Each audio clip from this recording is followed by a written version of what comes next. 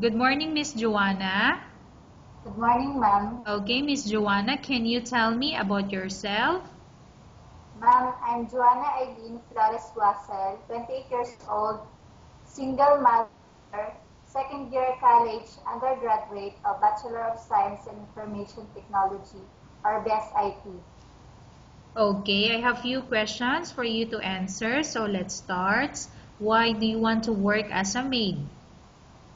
Ma'am, I want to work as a maid because I want to help my family and support the education of my child. Okay, why you choose Malaysia when there is a lot of other country? Ma'am, I choose Malaysia because it is near from the Philippines. How are you qualified for this job? Ma'am, I'm qualified for this job because I'm a hardworking, kind, and disciplined person. Okay, may I know what is your education level is? Ma'am, my education level is second year college, undergraduate of Okay, Bachelor of Science in Information Technology. so in short, you are a college undergraduate.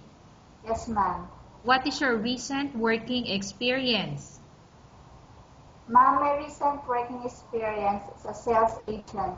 Okay, have you worked abroad before? Ma'am, no. Do you have experience of taking care of baby?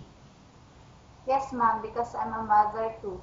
Okay, so you mean you are the one who take care your own baby? Yes, ma'am. How about elderly? Do you have the experience that you took care before an elderly? Yes, ma'am, I was the one who took care of my grandmother at 82 years old. Okay, do you have any other special skills? Yes, ma'am. I Okay, know, yes, go ahead, Miss Joanna. yes, ma'am. I know all the household chores, and I can do also tutoring for my employer's children. Okay, so can you give me example what are those household chores you mentioned that consider as your special skills? Yes, ma'am. I know how to cook, dishwashing, laundry, ironing, and cleaning. Okay. Are you willing to learn new skills? Yes, ma'am. Are you willing to work with a family where the mother-in-law or any relatives stay together? Yes, ma'am. Currently, are you still working now? No, ma'am. Do you know how to cook? Yes, ma'am. What sort of food can you cook? Ma'am, I know how to cook Filipino food. Can you give me example? What are those? Ma'am, those Filipino foods I can cook is adobo, tinola, and paksiw. Okay. Are you aware that you will have to do washing, cleaning, ironing, and cooking? Yes, ma'am. From all the house chores like cooking, cleaning, ironing, and washing, which do you like most? Ma'am, I like most cleaning. And Okay. If ever you were selected to work in Malaysia, who will take care of your kid? ma'am, the one who took care of my kid is my husband. You are My not allowed to use handphone or cell phone during working hours. Yes, ma'am. You are only allowed to use handphone or cell phone after you finish all the works and when going to bed. Yes, ma'am. You are strictly needed to surrender the handphone to your employer in the morning, and your employer will return back to you once you're going to bed. Yes, ma'am. If ever your employer finds out that you're abusing your handphone and is affected your work performance, your employer will confiscate your handphone and you're not allowed to hold it anymore. Instead, your employer will allow you to call to your family 3 times in a month. You're only allowed to bring normal phone and you're not allowed to bring smartphone. Are you agreed for the terms and condition? Yes, ma'am. Are you agreed to the rules and regulation for the handphone?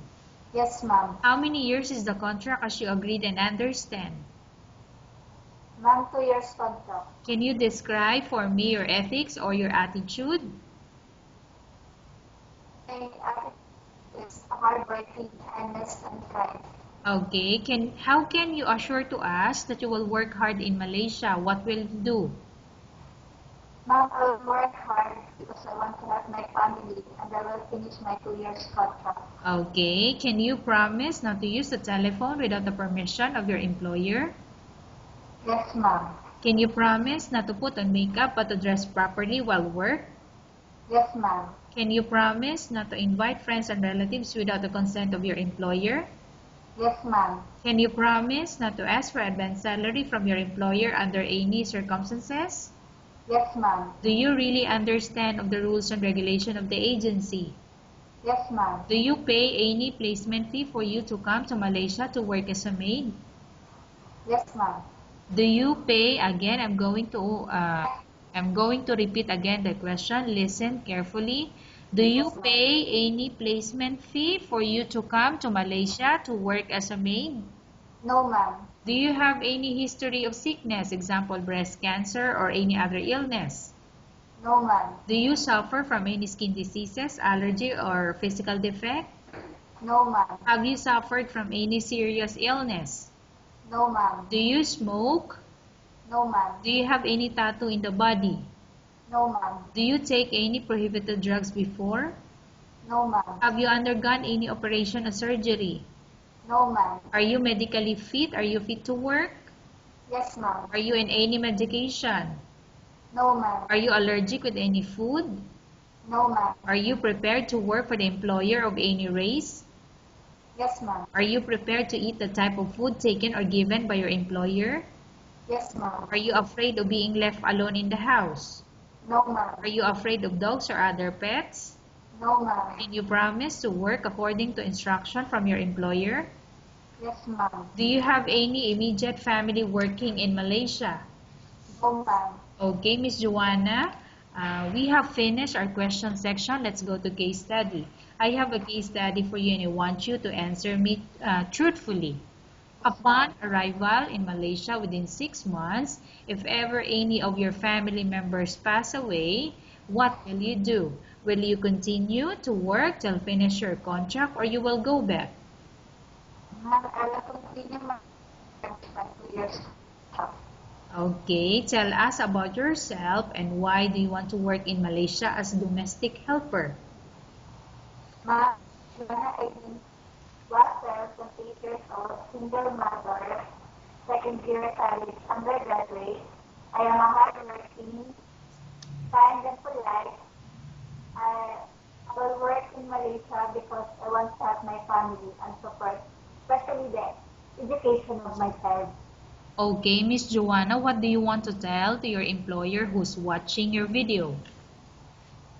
Ma'am, please choose me because I'm a hardworking person and I will try my best to follow the rules and regulations, duties and obligations that will assign for me and will finish my contract. That's all. Thank Okay. you.